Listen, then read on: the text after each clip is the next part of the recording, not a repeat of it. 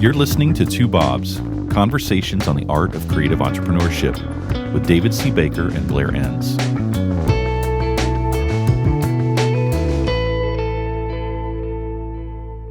Okay, so normally I would open this. You said you've got a way to open this?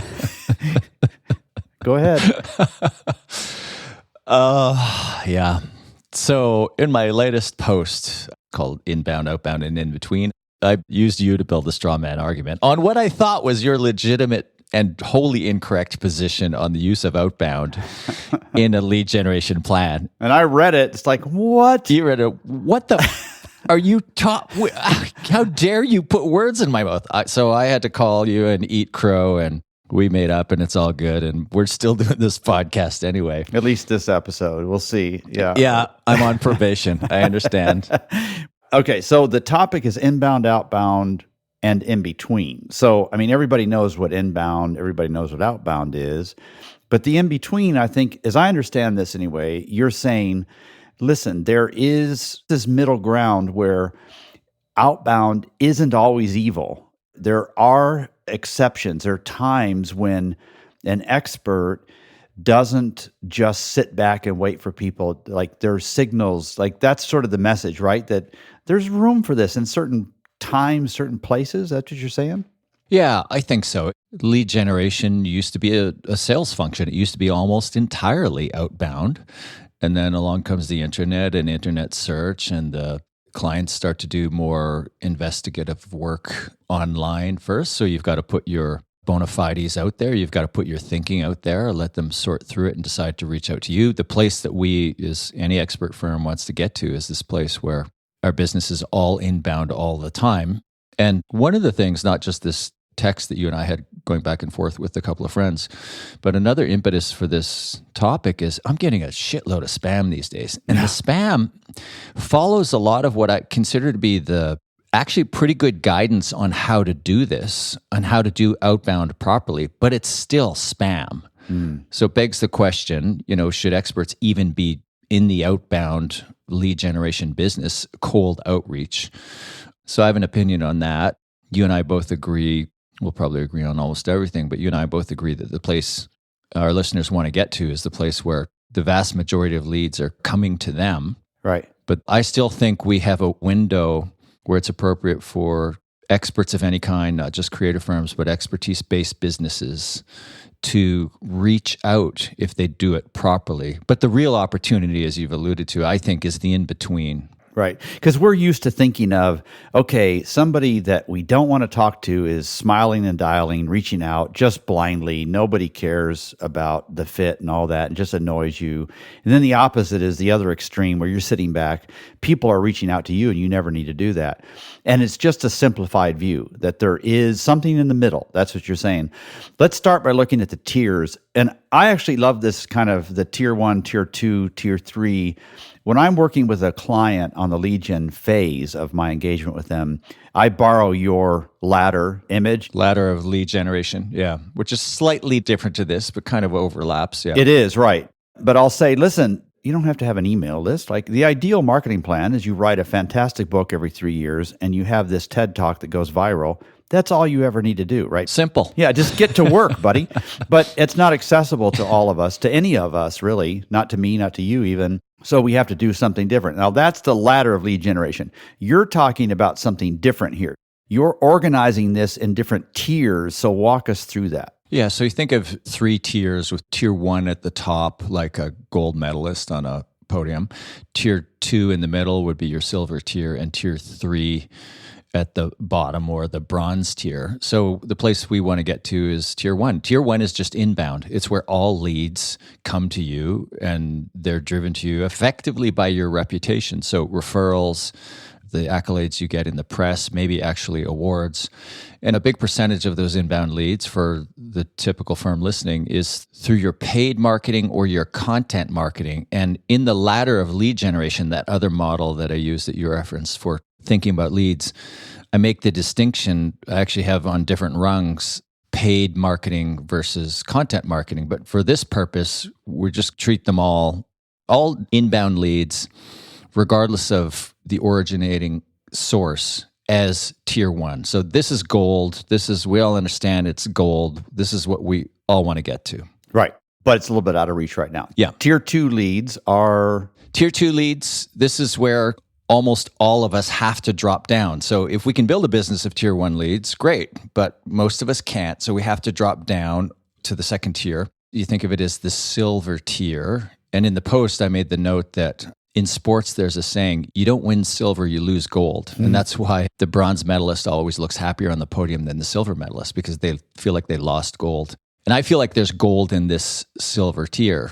Tier 2 leads are those prospective clients who are engaging with your content, who are demonstrating through their behavior that they know who you are, they know what they do, and there is an implied level of interest in possibly engaging you, or at least an implied level of interest in the content that you're putting out there. And the way I think about tier 2 leads is this is warm outreach. This is the part of outreach. It's really the between inbound and outbound.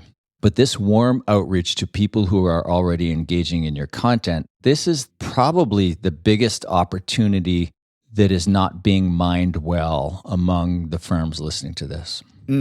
Okay, so I just want to restate something slightly different just to see if this passes your approval. So this isn't explicit approval where a prospect has raised their hand and said, hey, I'm opening the door, I'm giving you permission to sell to me. It's not that. It's more implicit permission based on either where they are, some signal, some trigger, some activity. Where does this come from? Like if they haven't given you explicit information, then where's the implicit coming from? It's not implicit permission to sell to them, and that's where we need to be careful. Okay. It's implied interest.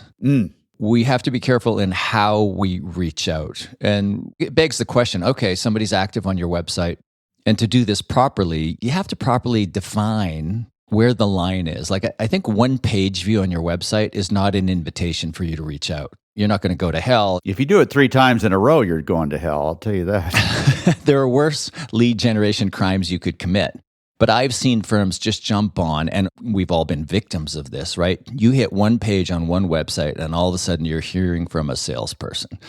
And that's not what I'm advocating here. You need to sift through the data on your website. You need to make some discerning decision around what constitutes meaningful behavior on your website. We could talk about some examples of that, but I don't have any stringent guidance on this. Use your judgment.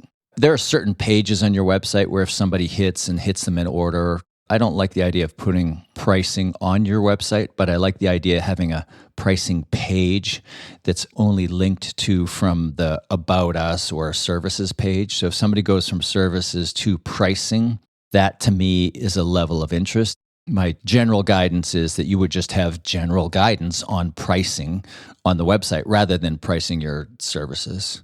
Let me throw kind of a wrench in this. Your talk about the website makes me think about this. When I see the call to action on most firms' websites, most of the people listening to this, there's one call to action, and that's fill out a form.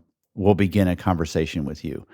And I've always felt like, that still needs to be on there, but there ought to be more, hey, I'm not ready to buy, but I'd really love to stay in touch with you and keep getting your stuff. I don't want to have to keep coming to your website to get it. You're posting it here. I'd like to get an email, but that's not a signal to sell to me, right? But if somebody signs up for that secondary one, surely there's some activity that we can track at that point that gives us a little bit of a clue about how interested they might be. Yeah, and the general understanding among all parties is once they convert on your website, so once they hand over their email address, they're now cookied and you have visibility into what they're doing on your website.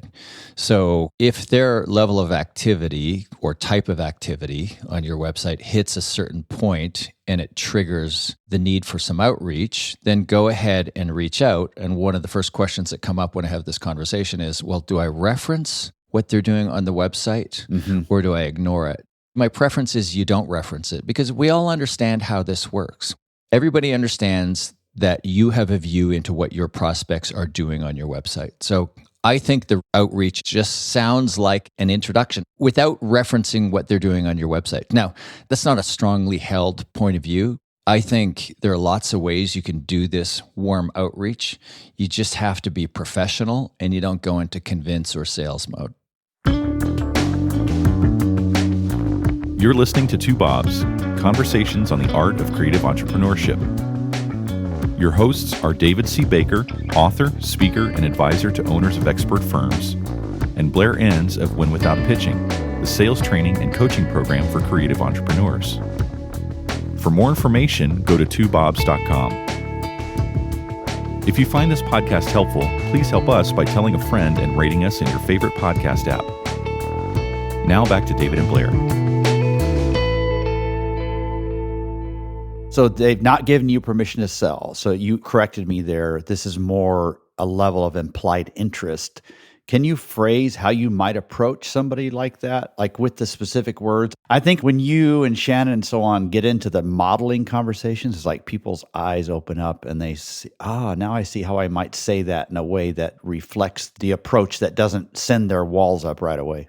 Yeah, so let's do an example where you are referencing their behavior on your website. You might say, hey, I see you're interested in a case study of some of the work that we did for one of your competitors. Are you interested in having a conversation about how we might help you with this similar sort of challenge? Okay. I think in this type of outreach, even if you're doing cold outreach, I'm a big fan of a succinct email that ends with a closed-ended question to which they can answer yes or no. And it's really about their interest. It's not, do you want to hop on a call? Can we schedule a call, etc. It's, are you interested in pursuing this further? Are you interested in talking about the possibility of us helping you? That question they can answer yes or no to, meaning you increase the likelihood that you will get a response. Is this an individually crafted email or is this an automation? Well, this is where this stuff goes wrong. Not just tier 2 outreach, but obviously tier 3 outreach. And tier 3 leads are just a name on a list. It's just you have no behavioral information on whether or not these people are interacting with your content or even know who you are. So it's just a name on a list. But for this tier 2 outreach, you could automate these. And you and I had a discussion where you and I both have automations running on our websites for products or productized services that we sell. And that's appropriate for a product company or a productized service company. But the vast majority of our listeners are customized services businesses. So I can't think of an automation that would feel right. Right. In fact, I think the only automation that's appropriate for a fully customized service business or expertise-based business is a prompt to the salesperson, whoever's in charge of this warm outreach, to look at the lead, make an assessment, and then follow up on an individual basis. I made the point at the top that I'm getting pissed off at all this spam that's in my inbox. But what's interesting about this spam is it's following a lot of these principles that I advocate. And with a closed-ended question, I get this follow-up on these emails. And then finally, they send me a takeaway email. And we talk about the takeaway email all the time. It's being used in this automated format. It drives me crazy that these tools are being used this way. And I think that's where you cross the line when you start to automate these things. Right. And again, the distinction is in a productized service business, automation like this makes sense because you can speak to somebody's specific demonstrated interest in a product of yours. It's pretty easy and I think appropriate to craft an automation, an email that's generated automatically when certain triggers are hit in that case. But I don't think it applies in a more fully customized business. So you've modeled how you might say this if there's specific activity. How would you model the introduction to the conversation if you're not going to reference that? If you just feel like, okay, I don't see a specific trigger here, but it feels like it might fit. How do I say that? Yeah, I recommend you just treat this as a cold lead, knowing that it's not cold. You introduce yourself and the firm with the assumption that they don't know who you are. And it's a little bit of a game. I don't think it's being disingenuous. You recognize that, okay, this person knows who we are and they have at least some interest based on their behavior on our website. So you send what I see as an appropriate email that you would even send to a tier 3 lead, a cold lead, which is basically, hi, I'm so-and-so. I'm the principal of this firm. We specialize in whatever your specialism is. And then you might support that a little bit by declaring an even narrower expertise in whatever content the prospect or the lead was engaging in on your website. So we have a particular expertise in whatever the subject matter is.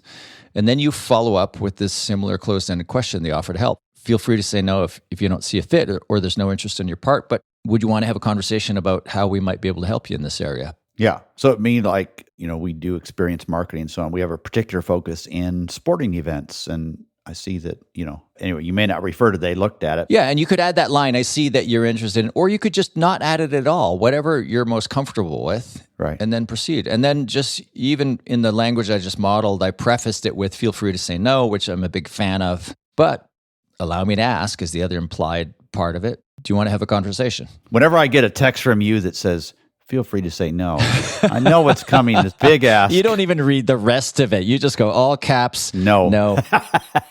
Yeah. There's something buried in here that I want to make sure we don't lose, and that's sort of the crime of neglect. It just flips this around a little bit. So if you've got all kinds of hesitancy. Yeah, I think when it comes to the marketing automation tools, our whole tech stack, so from the website CMS to the CRM to whatever marketing automation tool or email client you're using, we can get a little over enamored with the technology and we can fall in love with automation and we can spend too much time looking at the data and playing with the bright, shiny thing. But at the other end of the spectrum, you have these tools. You have the visibility into who's doing what on your website if you've got a way for them to convert on your website. And even if not, you can often see the domain. So you can extrapolate from that, make some assumptions about who these people might be. The crime is to just ignore that data. So some firms are really good at staffing that, identifying a role or assigning the responsibility to mine this data. And those who are really good at it, I think they listen to this and think, well, doesn't everybody do this? Doesn't every smart marketer do this? And they might be surprised at the number of firms who just not completely neglect this, but do not spend enough time and attention. Yeah, it's like a pharma company that tries all these new products, and a lot of them just don't work or they're too dangerous or whatever. Then they land on one that really works, and they stop the test early because it's unethical to not make this available to people that are suffering from this disease. It's like we are so apologetic about our expertise and about our approach in a sales call, but you almost have to flip that around a little bit and say, by God, it's like, if I don't tell you about what I can do for you, that is just a crime. Now you never really say it that way. And that is so not who I am, right? If you don't hear how incredible I am, you are going to suffer. I mean, your world will be poorer for it. If I ever have to go dating again, this is how I'm going to do it. I'm going to buy tickets to that. I don't mean it quite that way, but I do feel like there is sort of a crime in here, right? Where it's not just opportunity that's on mind. It's like you can help these people. Yeah. That's what I was trying to get to. And then the other crime is the over automation of this. So you take that introduction format that I just discussed and you drop that into your marketing automation tool and you hit your list. And in the post, I gave an example of a piece of spam I've received recently where it's like, I stole the idea from you. I have a fake university on my LinkedIn profile. And there's, to me, interesting story about why I chose this university. And I get this piece of email. It's like university name Pride. Well, this thing doesn't exist. Hey, great. I see you went to Doggerland University. Great school. Hope things are great at Win Without Pitching. Hey, if I could make 2023 a year of mad success, would you be interested? Yeah. My friend Scott Edinger has this great line. He says salespeople use a variation of it all the time. If I could show you something interesting, would you be interested? It's like, yes, I would. Yeah. It's just the stupidest email. But it's like, you can see, okay, they've scraped my LinkedIn profile. They've grabbed these different fields. The idea is there. You can automate this to some level of success and know that 90% of the people, maybe it's 99.9, whatever the open rates are, let alone response rates, majority are just going to delete. Right, or even mark it as spam. But every once in a while, it's like that telemarketer. Every once in a while, you're going to get the 85-year-old lonely widow at home. Yeah.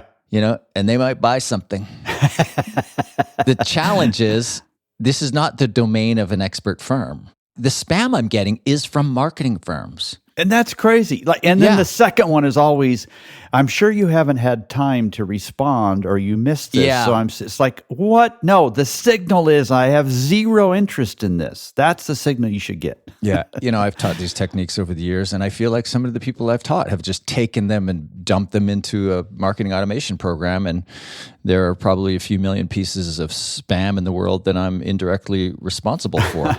So it's part of the reason why I cringe so badly, because the approach of like, they're on your website, go to the LinkedIn profile, learn a little bit about them. Don't manufacture a reason to reach out, but it's like, hey, you and I know the same person. You and I went to the same school. Whatever. I see you have some interest in what we do. Would you like to have a conversation? No, it's fine, but let me know. The handcrafted version of that is perfectly appropriate. Right. So it drives me crazy to see it automated. So tier 1, leads are inbound. This is the holy grail. This is sweet, where we just sit back and all this money pours in. The tier 3 is sort of the cold outreach, and we don't do much of that. We kind of like want to skip it as much as we can. You learn from those conversations where it's no, there is some room for that. Yep. But then this middle, that's what you're really talking about, this tier 2 stuff, which is warm outreach based on signals, where you're not the used car salesman looking at meat that walks across the threshold. And that's the whole point of this. And spam is always bad. So wrap this up for us. I think you just did. What did I miss? What did we not talk about? What we didn't talk about is the trend. So I'll just add a little bit to that. So the tier 3 leads, I think tier 3 cold outreach can be done appropriately as long as it's not automated. And I think you'll be able to do this for a while. But I wonder if there isn't a point in time in the not too distant future where cold outreach via email will be as dead as outbound telephone solicitation is today. So we have a generation of people, and you would assume all the generations that come after, that just do not answer the phone. Yeah. And they certainly don't answer the phone from a number that they don't recognize.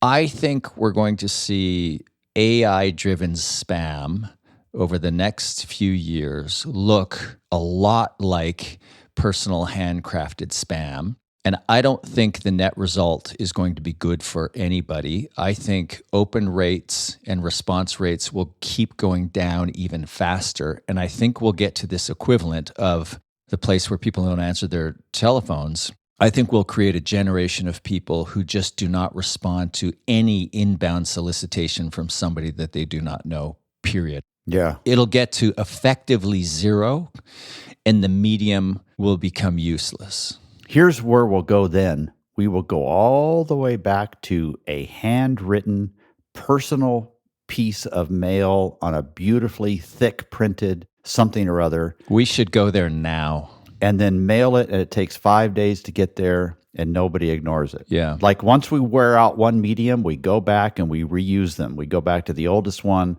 And then if that doesn't work, like I grew up sending telegrams for 3 cents a word to people. That'll be next. How old are you? We're going to end on that.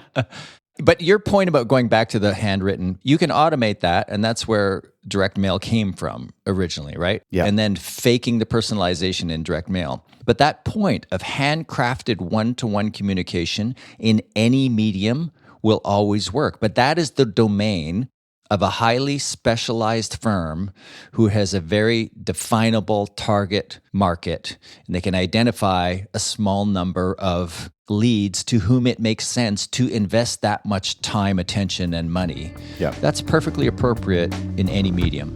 Thank you, Blair. Thanks, David. Thank you for listening to Two Bobs with David C. Baker and Blair Enns. Read episode notes and transcripts at twobobs.com. That's the number 2, BOBS.com.